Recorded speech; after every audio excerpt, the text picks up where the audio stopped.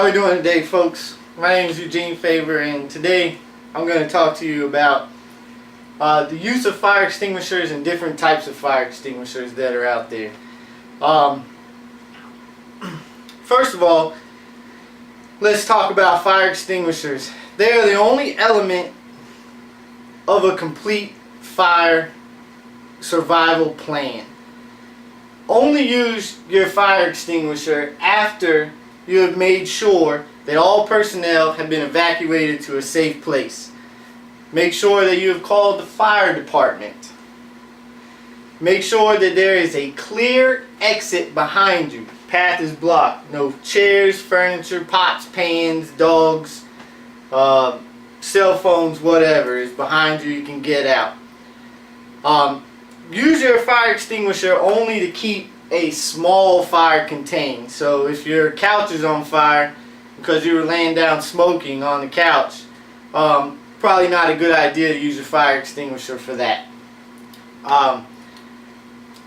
When you have your fire extinguisher, make sure you read the instructions. You want to make sure you know how to use it before a fire breaks out. So when you get the fire extinguisher, whether you go to Walmart or wherever you choose to buy your fire extinguisher from, make sure you know how to use it. Okay.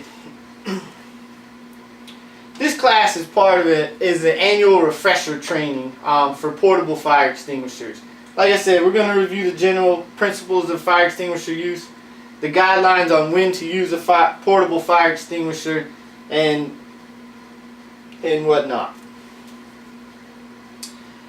Alright, your major types of fire extinguishers. You have your type A fire extinguisher. This fire extinguisher is used for ordinary combustible materials such as paper, wood, cloth.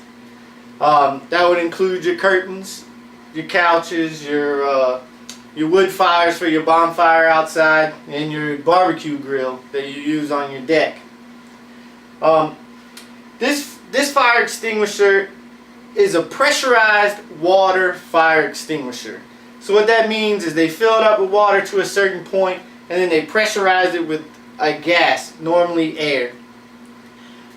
You can see this fire extinguisher. It is a red fire extinguisher, such as the one I have here, in shape, and has your gauge on it to tell you how much pressure is in there and when it needs to be pressurized. It has a pin and your handle.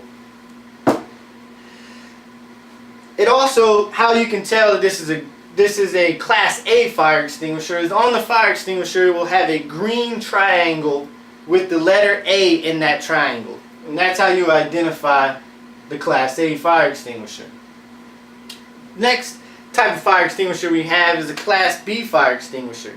This is for fires involving flammable liquids such as gas, oil, paint, grease.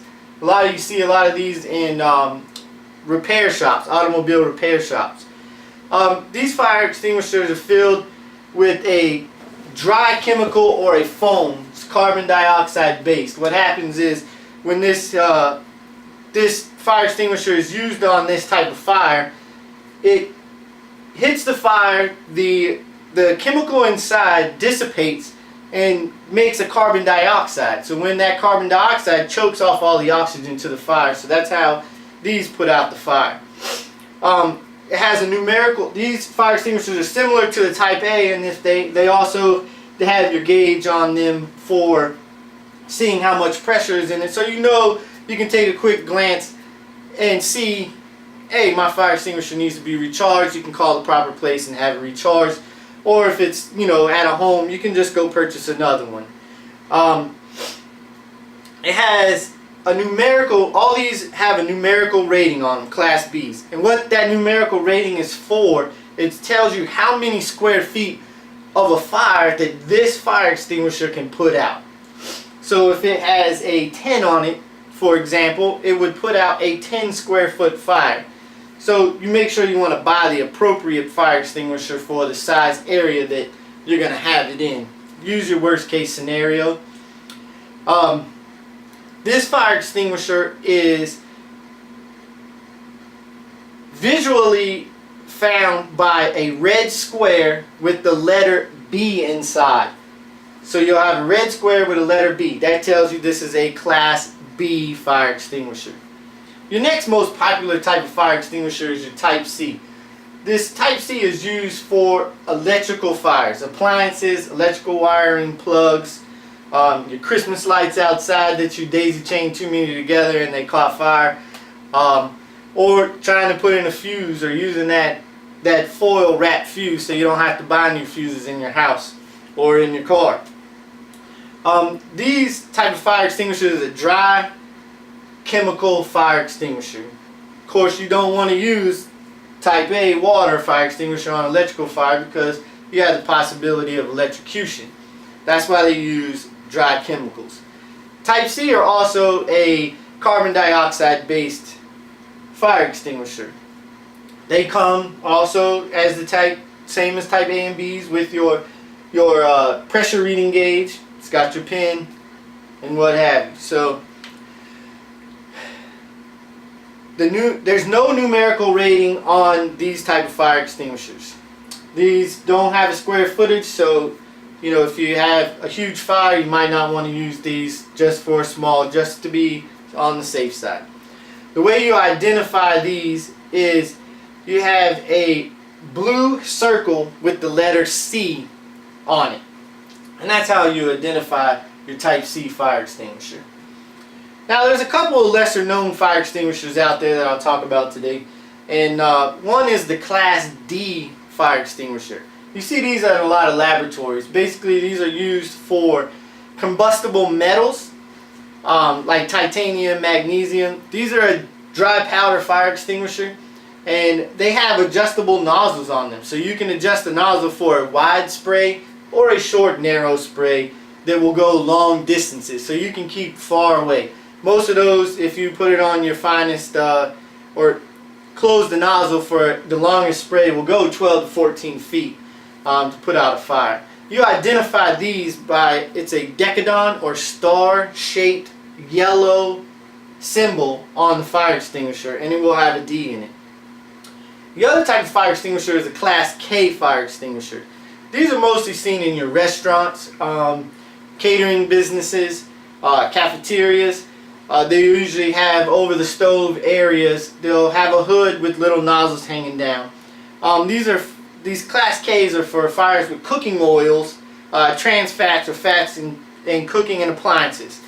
They typically are marked with a black hexagon. So if you see these, maybe you'll see it on the hood. If they have the fire extinguishers on the side, if they don't have the automated fire extinguishing equipment, then you'll see it like that. These are a wet chemical.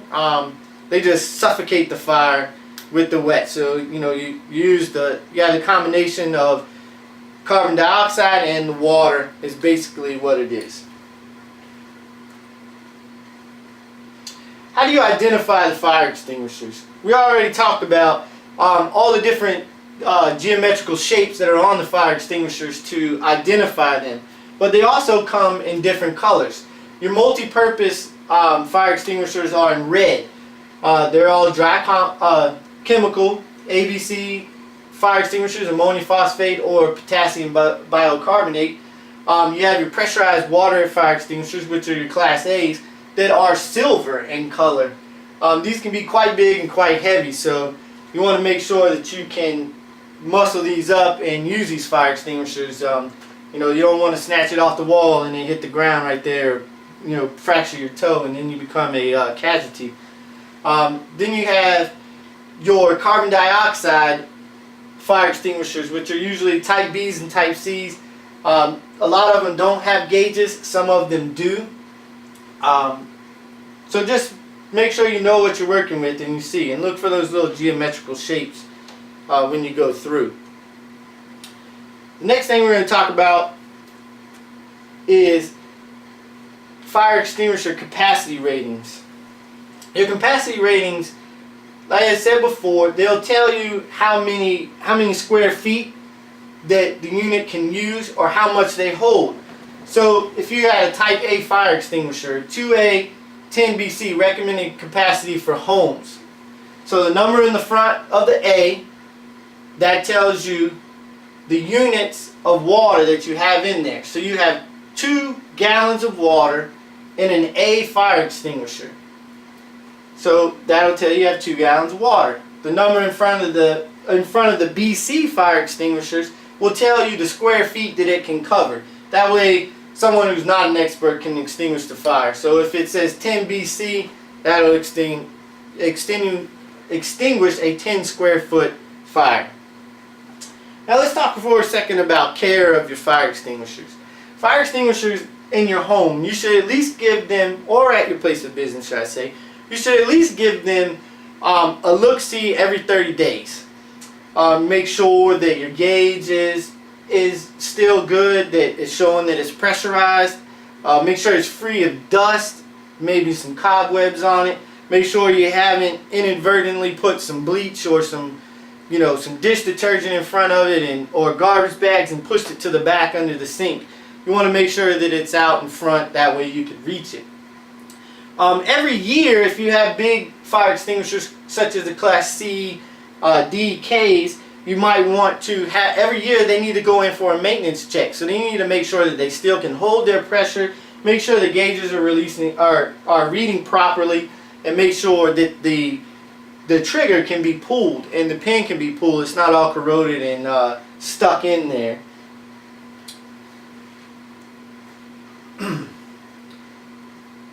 We just talked about the gauge. All the gauges, they have a green area that they need to be in. That tells you that the gauge is fully charged. Okay, now we'll talk about how to use your fire extinguisher. Use of the fire extinguisher, as you can see from my slide here, I have all the different things that you do. And the way you remember to use it is the PASS method. P-A-S-S. So when you see a fire, you come upon a fire and you have your fire extinguisher, you want to get about 6 to 8 feet away. That's about the distance that a fire extinguisher can reach. You grab your fire extinguisher, locate it, the nearest one, grab it off the wall or from under the sink, wherever it's at. You'll pull it up, you'll pull the pin. Some of them have a metal pin, some of them have a plastic pin such as this one. And then you have some of the new fire extinguishers for the home, like I have this one. It's just a little can. Just make sure you pop the top off of it. You'll aim at the base of the flames. You don't want to shoot the top of the flames. That's not going to do any good. You're not trying to put the top of the fire out. You're trying to put where the fire is coming from, down at the base. Squeeze the trigger. Sweep it side to side. And when you sweep it side to side, make sure you're going just a little farther away from the base of the fire than what you can see. Maybe 8 to 10 inches outside each way. Start from far out and work your way back to yourself. So that way you can step back and away from the fire just in case it's not doing it, putting it out. There again, make sure behind you is all clear. Make sure you know what you're looking at, where your footing is going to go. One thing to be aware of is that when you first use the fire extinguisher on a fire, that you may get a flare-up. So make sure you're aware of that so you don't get startled and try to run away. So when you do that, just make sure, sweep your side to side. Okay, one thing is, you are not required to use your fire extinguisher. Your responsibilities in a fire situation: recognize the fire condition. Make sure that if you're in the fire, that you are able to handle it. Don't come to a fire that you don't think you're able to handle. No reason to try to fight a fire and get yourself hurt. Make sure you activate whatever fire alarm system you have. So if you're in an apartment building and you have a pull down thing outside of your apartment, make sure you go sound that alarm. You want to tell everyone in that building, hey, there's a fire, you might want to get out. Especially if you think it's out of control. Evacuate the building. Like I said, if you don't have a fire alarm system in your building, make sure you're yelling outside, letting everyone know that there is a fire. Call 911 to report the fire. And remember, you are not a trained firefighter. You should never put your life in danger for a fire. You can replace all the things that you have, but you cannot replace your life. Alright. When should you use the fire extinguisher? You should use the fire extinguisher on small contained fires. So if you have a fire in your wastebasket, you have a fire on your pot, on the stove, you could use it then. Remember that you need to have a safe escape route behind you. Make sure that you're using the proper fire extinguisher for the type of fire that you have or you think you have. Make sure you are trained, which is what we're doing here, in the use, and you're confident you can operate your fire extinguisher effectively. Remember, you can go buy a fire extinguisher fairly cheap. If you need to, start a fire in your barbecue grill and try it out just to familiarize yourself. Or next time you have a bonfire, put it out with your fire extinguisher. They're relatively cheap nowadays. That way you know, hey, this is how I use this and I'm comfortable with using it if you ever need to. If you have the slightest doubt in how you can fight this fire with these fire extinguishers, just get out. Close the door behind you to slow the spread that cuts some of the oxygen off to the fire. Get outside to a safe place. Alright, next thing we're going to do is I'm going to take you over to our kitchen area and we're going to simulate a fire and how to use one of these new type fire extinguishers on a kitchen fire. Thank you.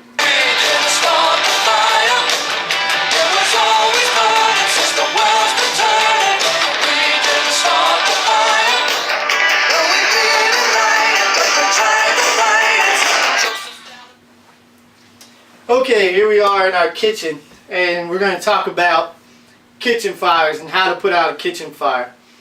A lot of times you'll come across in your apartments, and a lot of people in their homes and even businesses have a fire extinguisher like this. This is a multi-purpose fire extinguisher. It's big. It'll hold what you need and it'll put out a fire in the kitchen if you needed to. And these things are great. We also want to show you this new type of extinguishing. It's a fire extinguisher in a can. It's very small. It's quite inexpensive, so there's no excuses for anybody not to have one. Your kids, young kids, could even use this if they need to. So it might be a good idea to keep it. So we're going to talk about this type of fire extinguisher today, and this is the one I'm going to use. So you're in the kitchen, frying up some eggs, cooking some bacon, whatever. And you get a little flip. You get a little flip happy with the bacon, and a little grease drops down on your hot element. Bam, you get a fire. Alright, first thing you want to do, if you have any rags sitting around, you want to make sure you move these rags out of the way. Push them into the sink or push them onto the floor to get it away, because these things, cotton, highly flammable, will start a fire, and then you have two fires on your hands that you have to extinguish. So you got that. You've looked around, you made sure your area is clear, so you have a clear path out of your kitchen that you need to. What you want to do, bend down, open up your drawer. Boom, I got my fire extinguisher. Here I go. I'm going to put out this fire. So you have the fire, it's burning. You want to get roughly 3 to 4 feet away from your fire, and you're at a clear distance. Everybody's out of the house or the area. Most importantly, the area, especially if it's a small fire, just into the pan. We don't want to go and throw baking soda on it. You certainly, because it's a grease fire, you do not want to throw water on it, because what happens is that water just bubbles up and goes everywhere, and you have the possibility of being burnt. So everyone's out. You're backed up 3 to 4 feet away. You pull out your trusty canned fire extinguisher that anyone could use. You point it, you aim it at your fire. So pull your cap, aim it at the fire, squeeze down the handle, and sweep across it like so. And you want to use it till the fire goes out. Boom, your fire's out. So this is how we use this type of fire extinguisher. So now that I showed you, I'm going to have one of my students come up and demonstrate how to use this type of fire extinguisher. Now I'm going to bring out a volunteer to demonstrate how to use it. That way she can do it herself and have a great understanding of how to do it. Alright, Megan, this is what we're going to do. Come over here and you're going to act like you're cooking. So you got some bacon and eggs on the plate for your significant other. And what you're going to do, oh no, you got a little fire. The first thing you want to do is move anything flammable out of the way. There you go, good job. Next thing you want to do is make sure that your area is clear. So the area is clear, you have a clear exit out. So locate your fire extinguisher. Now that you've located your fire extinguisher, you want to use your fire extinguisher. So what do? You pop the cap or pull the pin.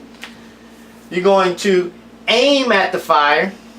You make sure you're about 3 or 4 feet away. Aim at the fire. Now don't squeeze it yet. You're going to squeeze and then sweep. So you're going to use a sweeping motion like this to go across the fire. Alright. So now let's do a full speed. So put the cap back on, put it back, and now let's do it at full speed.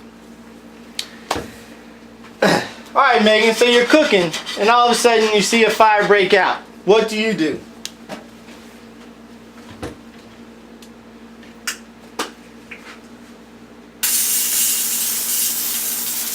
Fire's out. Great job. Notice how she backed up. She made a clean look of the area to make sure there was nothing in her path to get out. She sprayed the fire using a strong sweeping motion just in case there was anything anywhere else. She moved the cotton rag that she had away. She knew exactly where her fire extinguisher was. She grabbed it, extinguished the fire, and now all is well in the Pappenberg household.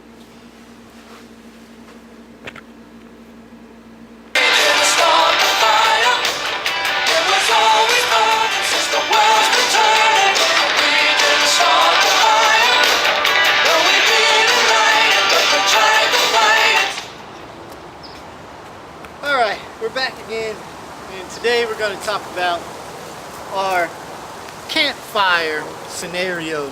Campfire gone out of control. So basically, in this area, we'll simulate having our fire.